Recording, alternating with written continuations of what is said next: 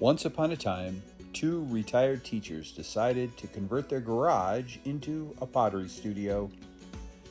Along with their daughter and son, they built a business around the idea that the world could use a little more art and a lot more artists. We're the Kaya family. Welcome to Wocky Pots.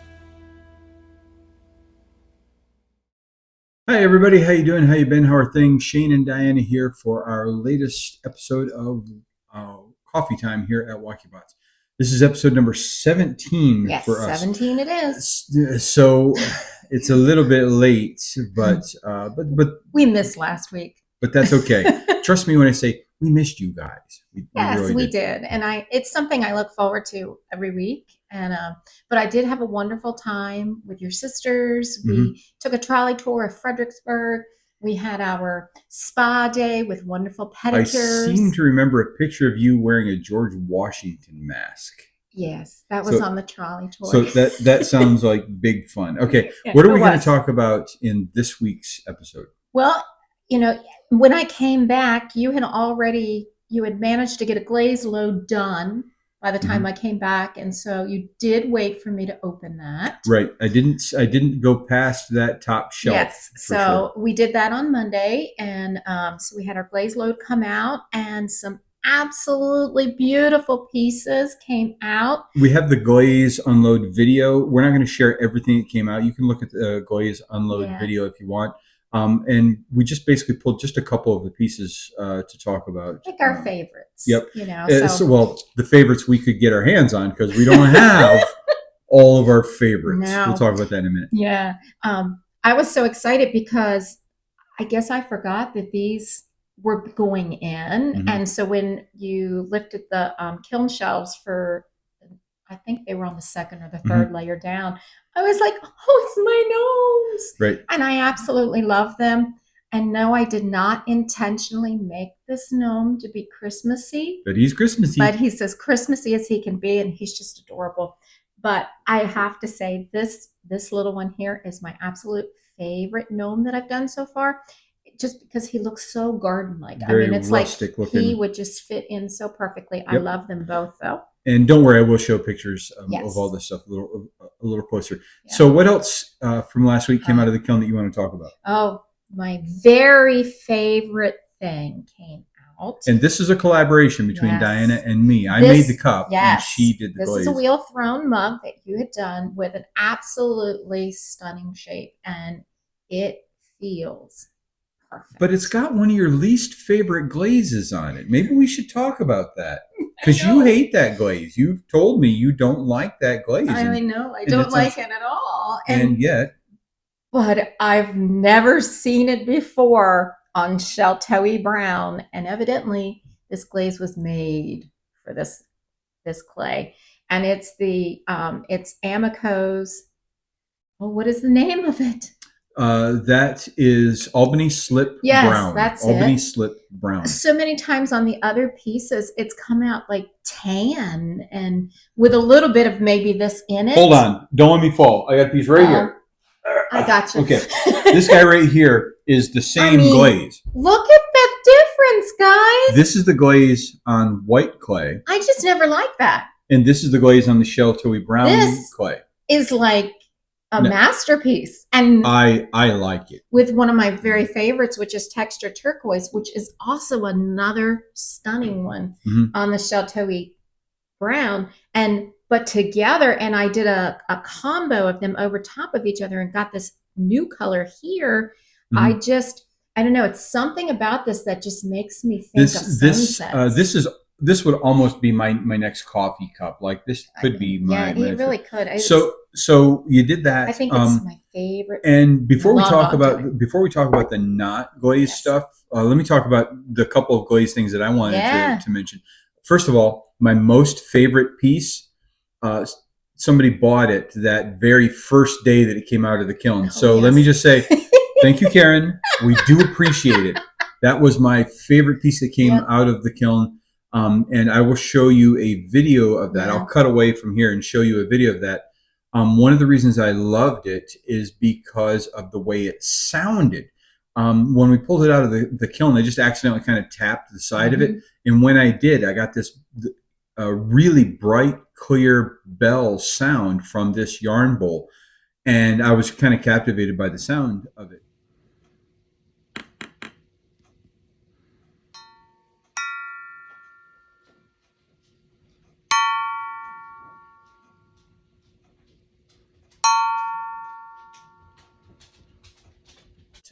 But if you can see over my shoulder, this way, maybe over my head, yeah, right, if you picture that glazed, that's really what the yarn bowl is. And I'll show a picture and the video of that bell sound.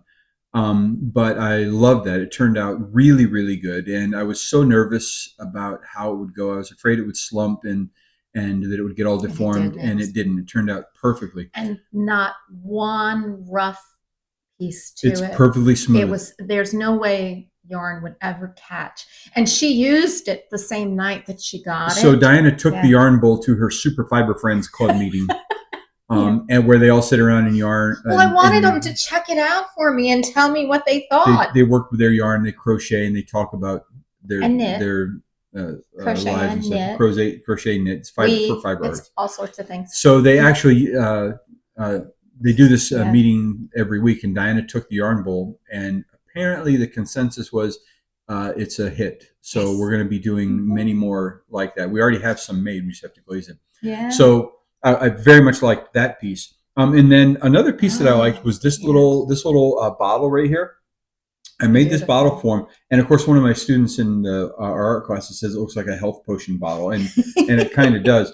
But I love this because it shows off that Chincoteague brown clay, and then this matte satin patina glaze, and I really liked the look of that. It goes brown nice together. And green together. And then the other thing I wanted to show you guys was my jug. Beautiful, right? It's just a little jug with a matching cup. So the glaze on this is just honey flux, and this is the Chincoteague brown clay that we love so much, and I love this setup. Now, I really, really like this, and I made some more jugs. You can't see them right now because they're under plastic waiting to be trimmed.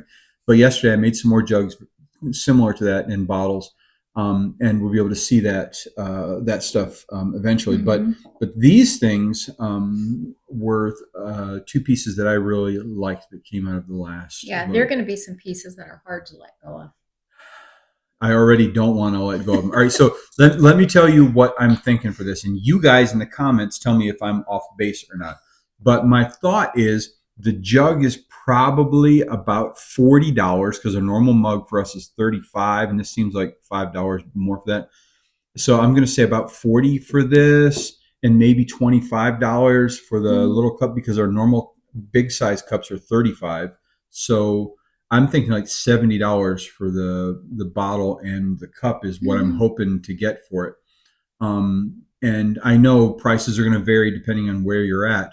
But our normal mugs are usually going for about $35 just to put things in perspective. So we'll see. We'll see how it goes. But they're beautiful. I love them. And I probably video and photographs don't really do them justice, but I love how we can get this shiny look on our Chincoteague brown with no kind of glaze or finish on it at all. So there were many other things that came out of that glaze load that I really, really loved, including that large white bowl that I did that has ancient copper on the inside. So if you haven't had a chance to look at that kiln unload from just a few days ago, do that because there's some cool stuff. I say a few days ago. It wasn't a few days ago. It was last week. The glaze load is really, really great. We got some good stuff out of it. And then we turned around and put in a load of bisque right away. And so we've had a bisque load come out also. Right, so we've got I believe, didn't these come out of the bisque load? Yes, so we've got a couple of pieces that came out of the bisque load as well. And we need to talk about the differences in clays that we have in front of us because some of the other things that we did over the past week is we finished up the Raku kiln. It's done, and all we have to do now is actually use it.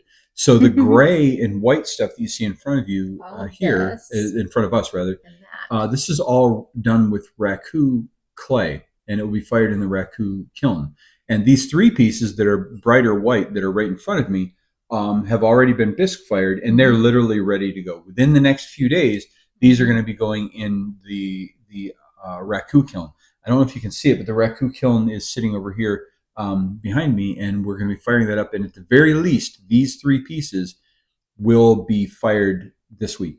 Now, the other things that you see that are in gray are pieces that we made that have not yet been bisque fired. Yes. And they were wheel thrown. Yes, I wheel thrown. Yep. I did wheel throwing.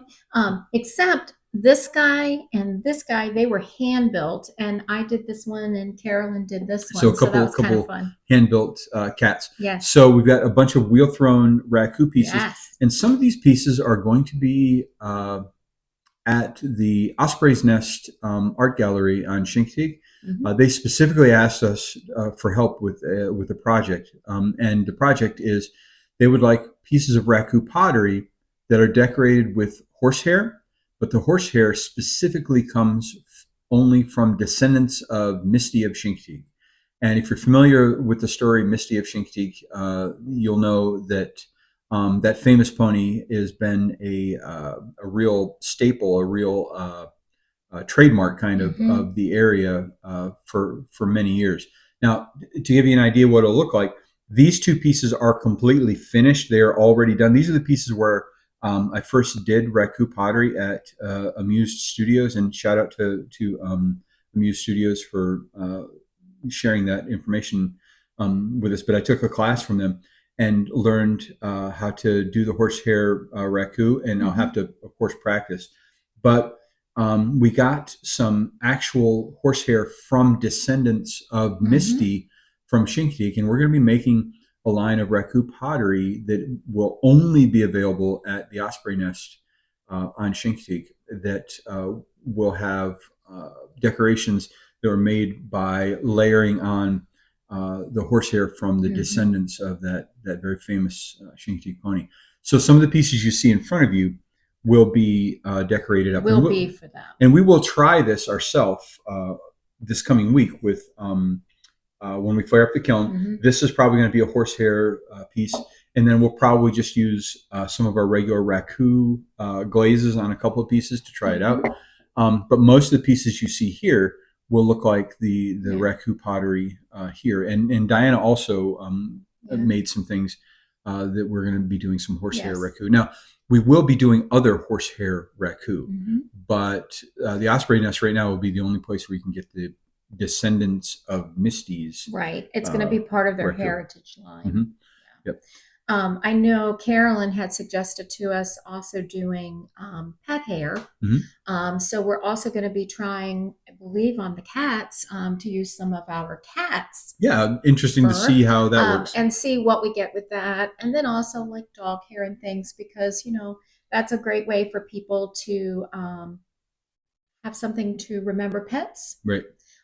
Whether they're living or passed away, and be an awesome thing, I just think of, how much we love our animals. Right. Nice to have a way to remember them. So be on the lookout for Raku pottery pieces coming soon. We're not going to be able to crank out nearly as many Raku pieces as we do our normal pottery pieces. The process itself is fairly straightforward, but it is not 100% guaranteed. And I'm anticipating a failure rate that is higher than that of our normal pottery pieces, which is already probably higher than I want it to be. But we'll keep our fingers crossed. But we'll keep our fingers crossed. We did learn some cool things about this new Raku clay. One thing is it can be burnished really well. So we get this little bit of a shine, little bit of a sheen on it, the very smooth finish. And the clay itself is pretty. I'm looking forward to seeing what it looks like. I'm handling these rather gently because these are still greenware. They have not yet been disclared. I have to say, I decided I really liked Raku clay. It was easy to work with for me on the wheel. And I mean, this is not, I was really pleased with this, how this turned out. And I was able to bring it in and get that narrow neck. I liked it. Yeah. So now, I didn't get very tall. But that's okay, and that's a thing that'll come with time as we do it. So working with the Raku clay and look for more things done with Raku, not just the horsehair stuff, but also glazed Raku pieces, because we did pick up some Raku glazes. Now that we've done the Raku kiln, and it's not painted with it yet, but I've already named the Raku kiln. Because I name things, right? Like our kiln is named Mount Doom, right? And our slab roller's name is Flat Stanley, and we have names for pretty much everything. Well, the name of our kiln here, because it's for Raku pottery, I've decided to name it Rocket. Rocket Raku Kiln. I think that's fantastic. So I'm going to paint that with high temperature grill paint on the outside, and it's going to be awesome. The grill itself, not the grill, the kiln itself will be cool looking. I can't wait. And I will say, last week we've added to our list up there. We each did 20 pieces. Yep, I made 13 pieces just yesterday. I sat down at the wheel and made 13 pieces, ranging in size from small little bottles to larger bottles, slightly taller than this one. And you also did some things yesterday, right? You made sure that we had our even numbers up there. We are even up in our little board up here, our goal board. So Diana made some worry stones. I did. I made some worry stones. Our friend Lainey over in New Zealand, hi Lainey, she had done some worry stones, and I was like, oh, what a wonderful idea. And I've seen them before in gemstones and all, and I'm like, you know what? Our Chincoteague clay always feels so good to begin with. And I thought, maybe I'll put just a little bit of glaze in the thumbprint, and I made 10 of them. So I managed to match. Yeah, so of course, not that we're competing, but if we were competing, it would be dead even right now if we were competing, but we're not. We're matching. Yes. Right, we're matching. We're matching. So it was a very productive week. We also had our art classes. Again, another fantastic session. Yeah. The artists we talked about, Andy Warhol and Keith Haring, were absolutely a hit. The kids loved it, and we loved teaching them about it. So it was very, very a very, very good week. It was. A lot of things were done. And now we want to answer a question that Doug had asked a couple of weeks ago. Right. And his question was, terracotta is a big fad right now. How does stoneware pottery differ from that? Yep. So, and we're talking about cookware. So terracotta or stoneware or earthenware, cookware is what we're talking about. Things you cook with. Right. And terracotta is a form of earthenware. Terracotta, of course, is known for that bright orange color. A lot of people use it in their, in gardening, planting plants and stuff. Terracotta is the color of our bisqued Chincoteague brown, roughly. Yes. But, of course, our Chincoteague turns this beautiful brown after it gets fired again. But one of the differences between terracotta and stoneware is that when you're going to use it for cooking purposes, with your terracotta, you want to soak it in water for 15 to 30 minutes before you put the food in that you're going to cook in it, and it goes into the oven. The advantage of using terracotta is that it kind of steams the food that you're cooking as the water changes.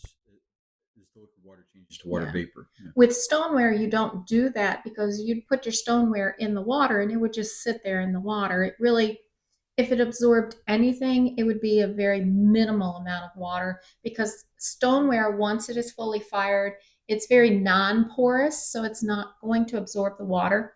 However, they have some very similar properties, because they both of them give even heat to the food. So you can get some really nice crisp things. Think pizza stone for your pizza crust. That's stoneware. And that helps you to get a nice crispy crust. Another thing that they have that's similar is that for best results over a long period of time, you want to put them into a cool oven, which I know seems strange. So if you want your temperature of your oven to get to 350 degrees, you would put them in then turn your oven on and let them heat up in there with the food.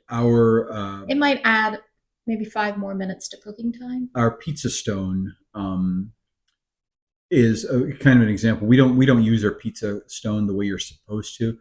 The way you're supposed to do it is you put it in the oven, then you preheat the oven. The pizza stone gets hot. Then you put your pizza on the hot stone and then put it in the oven, and then the pizza gets crispy. Right.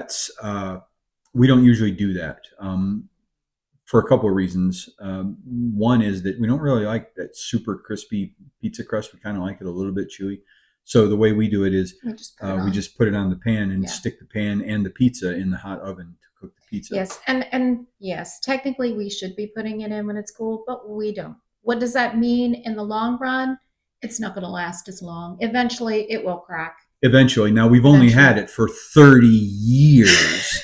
So I think we're okay. I think we're probably okay. But yes, for best results, you are supposed to go into a cool oven because then there's not such of a drastic temperature difference, so that doesn't get that thermal shock. So the big takeaway from this is the terracotta is meant by design to absorb water. And stoneware is not. Stoneware is not meant by design to absorb water. Now, I will say in some of the research that I did find out a thing that was kind of interesting, kind of gross. And that's that stoneware does not absorb smells from the food that you cook in it.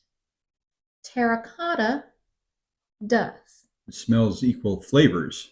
Because some of the food that you cook in the terracotta actually is absorbed in. So if you're going to make a meal for a vegetarian, and like say you're going to use the tajines, you would not want to use a tajine that you had previously made meat in when you cook for a vegetarian. You would want to have a tajine that was specifically for vegetable dishes only. Because some of the animal matter will seep into the tajine. Tajine is a Moroccan cooking vessel. We can show a picture of that maybe so you know what we're talking about.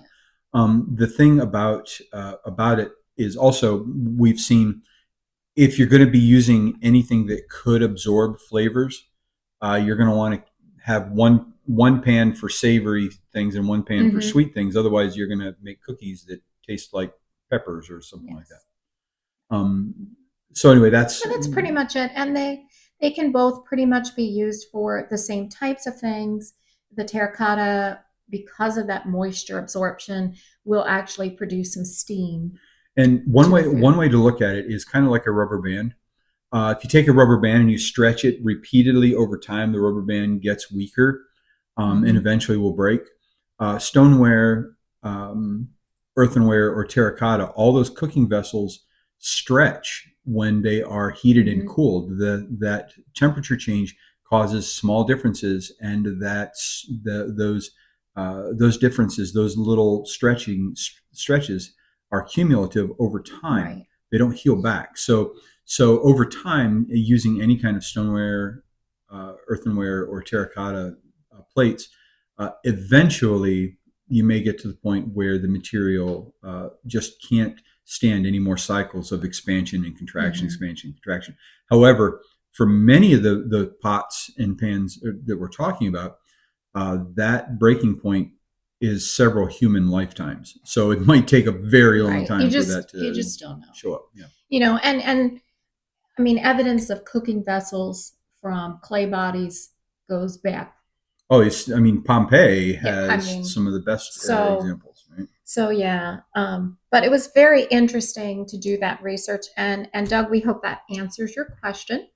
On to this week. Yeah, lots of stuff coming up this week too. Yes. Tomorrow we're going to be going over to the island. We're going over to Chincoteague to actually visit the Osprey Nest Art Gallery. We'll be seeing Matt and Tabitha tomorrow. We have to take our pottery over with us because in addition to the heritage line that we're creating for them, they want to take a look at our other pottery that we do and select some pieces that they want to have in the store. So we may be selling some things on consignment in the Osprey Nest. Yeah. I don't know how much. I don't know what they're interested in. I don't know how much space we would have available.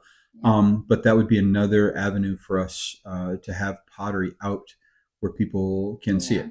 So we're looking forward to the opportunity. Maybe we'll tell you more next week. Mm-hmm.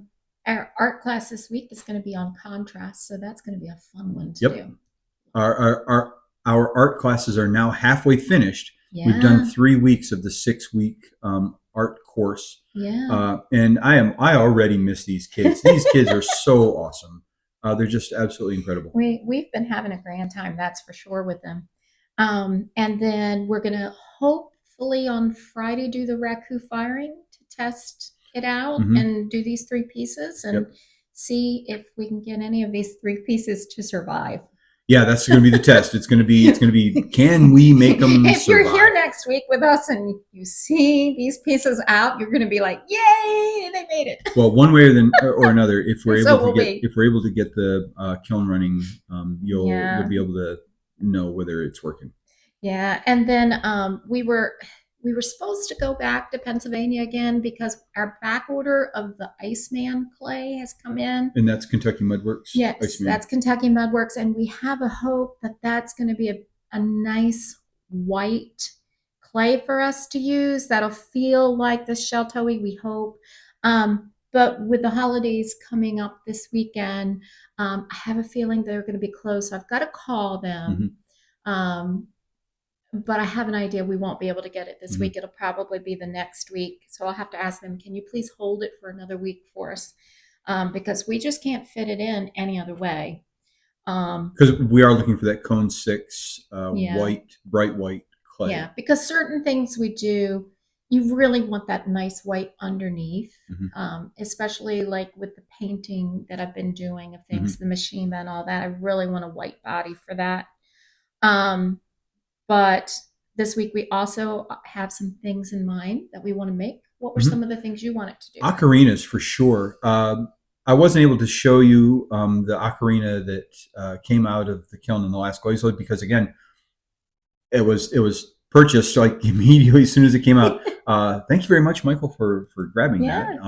So maybe I can show a picture of that. You do, but I do have this. I do have the small right.